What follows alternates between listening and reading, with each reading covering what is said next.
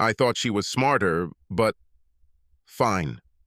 My voice remained unperturbed. Brenda raised her voice. Fine? Did you hear what I said? Yes, darling. This Friday you have a date with a man. And you don't mind? Her surprise was impossible not to notice. Of course I'm against it, but what choice do I have?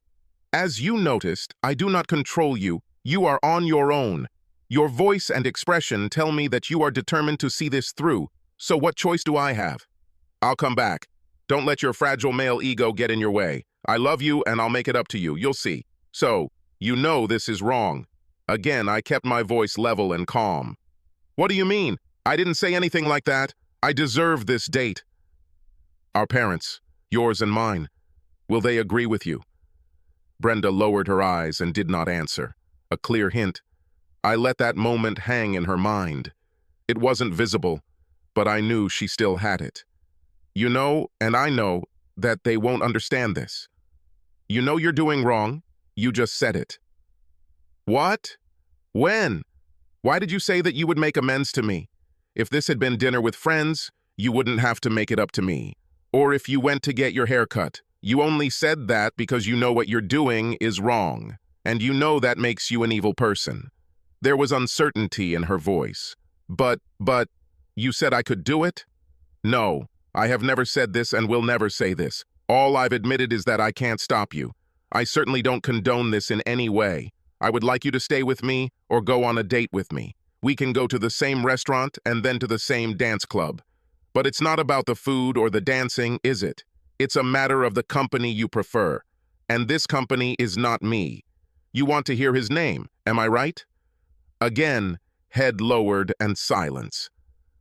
By the way, what is his name? It doesn't matter. Let's assume. I'm not going to argue about this. Whether you like the name Mr. Jerk doesn't matter. Just know that I don't want you to go out with Mr. Jerk, and going out with him on Friday will have consequences. What consequences? You are not only beautiful, you are also smart. I tell you these two things all the time. Obviously, you think I'm only saying this because I have to. This is wrong. I say this because I mean it. I'll leave it to you, smart woman, to deal with the consequences of Friday's date with Mr. Jerk. You're bluffing. You love me. You always give me what I want. Well, I want it. And like I said, I'll come back and we'll love each other and grow old together. I can't stop you from doing stupid things, but you have been warned. You're on your own. I stood up, grabbed the keys, and left before she could say anything else. The temperature in the apartment all this week was cool, to put it mildly. On Thursday evening, I packed my things and moved into the guest room. What are you doing, Rick?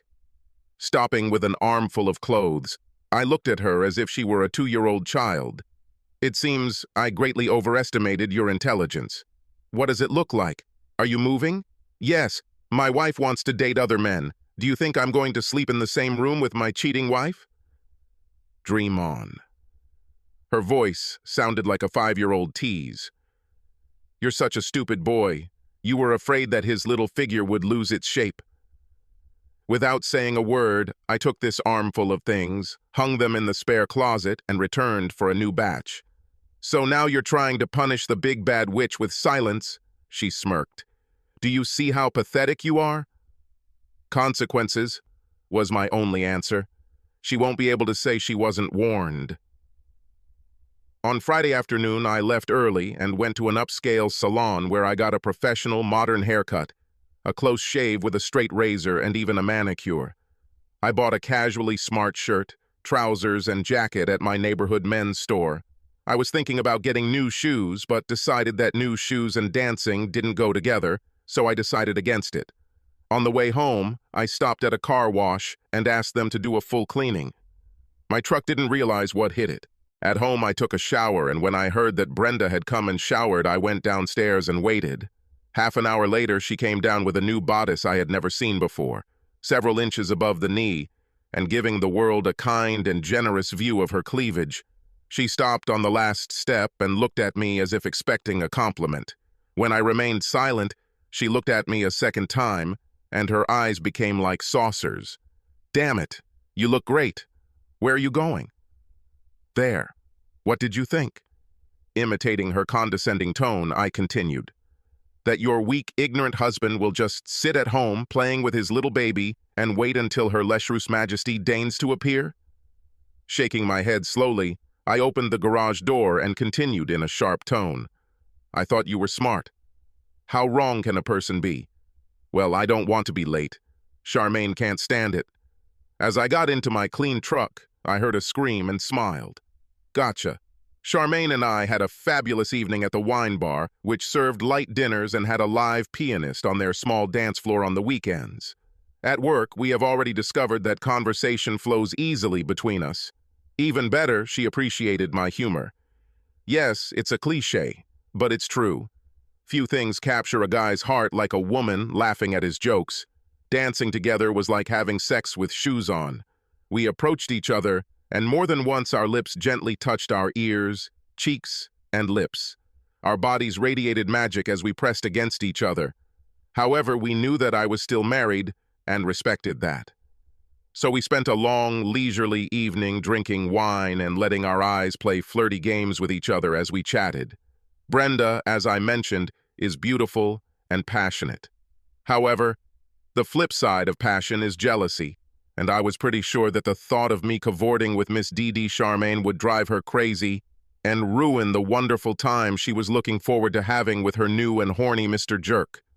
When I dropped Charmaine off at her apartment, she did me a favor by dripping a drop of her perfume onto my shirt and smearing her freshly painted lips onto my shirt collar, neck, and cheek. She kissed him on the cheek and said goodnight. Go and get her, Tiger. We laughed and I got in my truck and drove home. It was barely 10 when I walked into the Big Chill. Where the hell have you been? It's none of your business, I replied nonchalantly. You still haven't said where you went with your anonymous Mr. Jerk. I would ask you if he used protection, but I no longer care if you rot inside because I will never touch your vile, cheating body again. So, I don't care where you went, what you did, or with whom. I had a fantastic time, and I thank you very much for that. What kind of gratitude is this? Do you not understand? If you hadn't come up with the stupid idea to end our marriage, I would never have had the opportunity to get to know Charmaine better. What a woman. Hot. Very hot. So thank you, dear. Arj! Brenda screamed at the top of her lungs, making me wonder if the neighbor would call the police. You know I hate that bitch. Why do you think she was the first one I called? Stunned, she stared at me. What did you say? Once again, I seem to have overestimated your intelligence. Take a second, this isn't rocket science. You decide to reject me and rub my nose in it by dressing up for some anonymous asshole, wearing clothes you never wore for me, and you're surprised when I follow your lead. You renegotiated the terms of our marriage, despite my objections, and I simply did the same thing you did. The only difference is that I was honest enough to say who I left with. For some strange reason, you're too ashamed of your accomplices to name them. So, Miss Very Smart, what exactly is your problem? Before Brenda's eyes, the wind blew out of her sails, and 2 tears rolled down her cheeks. Without giving her a chance for a second wind, I continued. So, let me guess, Kevin South didn't get you tonight like he hoped. Another squeal, this time filled with pathos, filled the air, accompanied by the pressing of hands to the mouth. How do you know? In the voice of a game show announcer, I intoned, once again, the inadequacy of your mind is on full display. Think about it for once. You work in an office with at least 10 other women. Kevin is the biggest girl lover anyone has ever seen. Everyone there knows who is sleeping with whom, and they talk about it. You once did this too.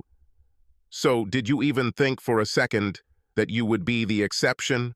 For over a month now, several of your so-called girlfriends have been telling me how you not only fell for Kevin's bullshit, but started looking for it, as one of your colleagues said, who knows? Maybe he left her for you. Hell has no fury in all that. According to the gossip, he was going to make you his tonight. He even had a room at the Marriott. Apparently, he's spending his first night at the Marriott. After that, Motel number 6, or the woman's house. Didn't you know this? Her big eyes told me that she was shocked that she was made out to be ignorant, gullible, and such an easy target.